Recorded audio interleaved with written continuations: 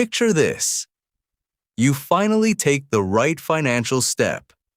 You start saving money regularly, moving a portion of your salary into your savings account every month. Sometimes it's $100, sometimes $200. This discipline makes you feel great, like a responsible person who truly thinks about their future.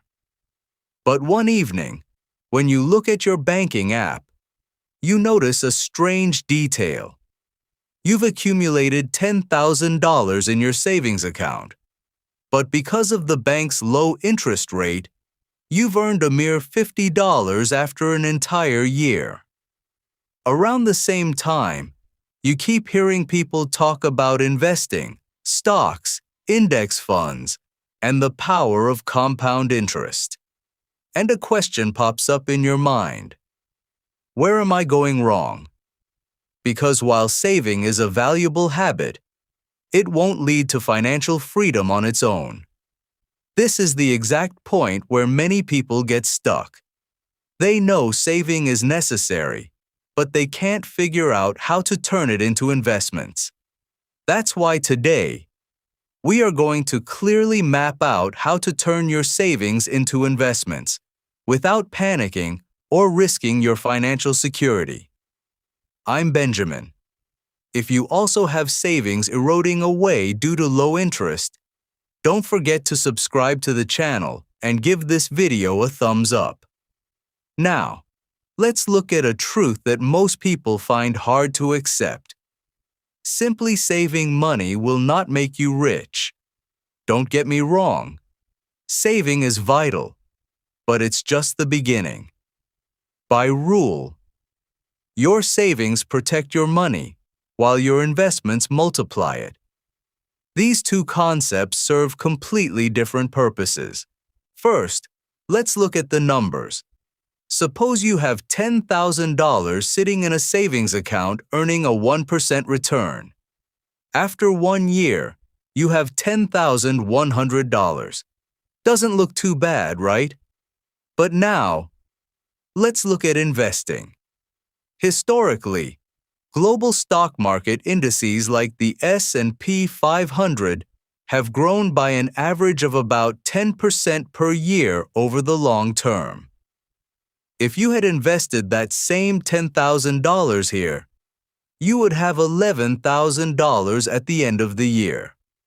At first glance, that $900 difference might not seem life-changing.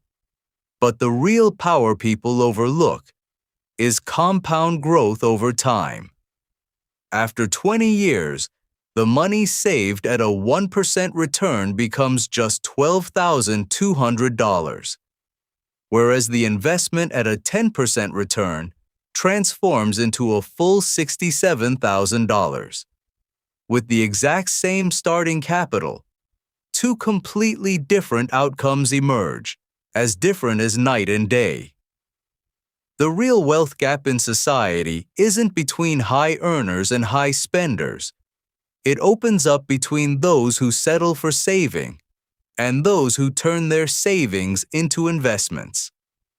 Why do people hesitate to take this step? At the root of the problem isn't mathematical calculations, but purely human psychology.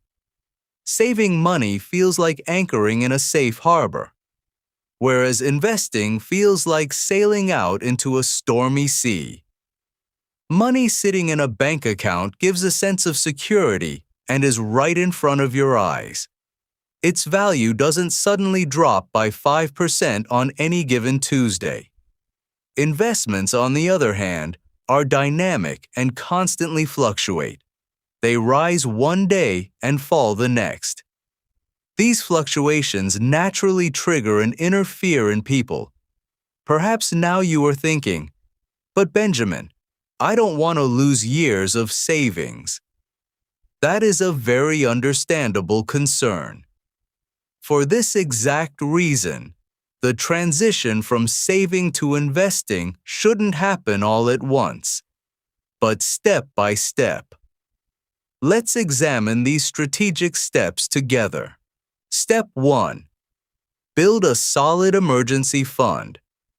Before investing a single dollar into the stock market, you should keep at least 3 to 6 months' worth of living expenses in cash on the side. This fund should not be used for investing or taking advantage of opportunities. It is set aside solely for unexpected situations, losing a job, health issues, or sudden home repairs. Because the biggest mistake in the investing world is people being forced to sell their investments at a loss when they need money urgently. A strong emergency fund is a shield that protects your investments from the risks of your life. Step 2. Separate your money into 2 distinct categories in your mind. Overcoming this psychological threshold is important. Think of it as placing your money into 2 separate safes. Safe 1, the safety safe. Safe 2, the growth safe. The money in the safety safe is untouched and fixed. The money in the growth safe is open to fluctuation because its primary job is to increase its value over time. Once you reach this mental separation, your anxiety about market volatility will drop by half. Step 3. Get into the game with small amounts. Many beginners think they need large sums of money to start investing. This is a huge misconception. Most brokerage firms or apps now allow you to start investing with amounts as low as $50 to $100. At the beginning, your goal shouldn't be to make a fortune, but to develop investment discipline.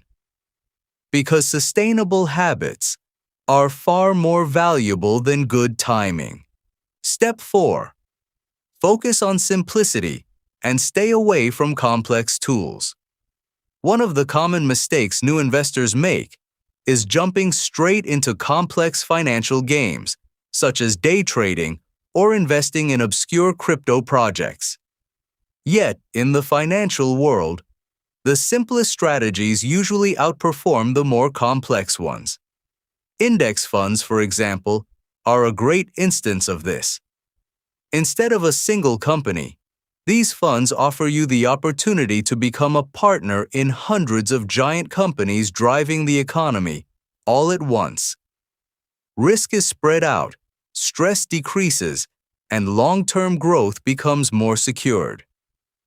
Legendary investor Warren Buffett has also recommended low-cost index funds to individual investors throughout his life. An important piece of information people often overlook is that the most profitable strategy in the financial world is actually quite boring. We call this consistent and steady investing. Let me explain with a simple example. Imagine investing $300 regularly into the stock market every month. Assuming the markets record an average annual growth of 8%, you would accumulate roughly $285,000 at the end of 25 years. The interesting part is that only $90,000 of this money is your own contribution. The remaining $195,000 is pure profit provided by compound interest. However, managing investment psychology is difficult because this process is outside your comfort zone at first. When markets decline, when news channels construct doom and gloom scenarios, and when people panic, maintaining your discipline is what separates you from a gambler and makes you a real investor. Saving money is like storing seeds in a glass jar. You protect them, but they do not grow. Investing is like planting those seeds in fertile soil. Even if the ground looks muddy at first and you might not see a tree right away, over time they take root and grow. In the end, you have a forest, far larger than the few seeds you started with.